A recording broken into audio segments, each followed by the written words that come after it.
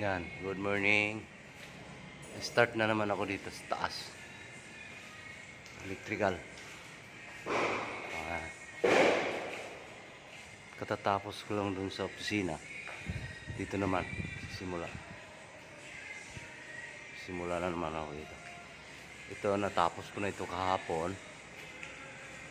Itong sa kitchen at saka sa dining. Electrical. Kitchen.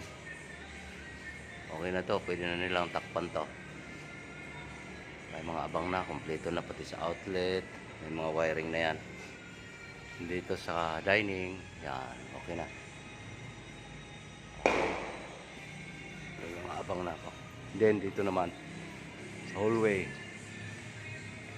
Tapos dito, mga kwarto-kwarto na. Yun, kwarto-kwarto. Siguro ko, mga isang araw, dalawang araw finish. Target ko 2 araw. Para makalipat naman ako dun sa taas. Doon. Doon wala pa. Lipat ako doon. Bukas siguro. Nandun ako.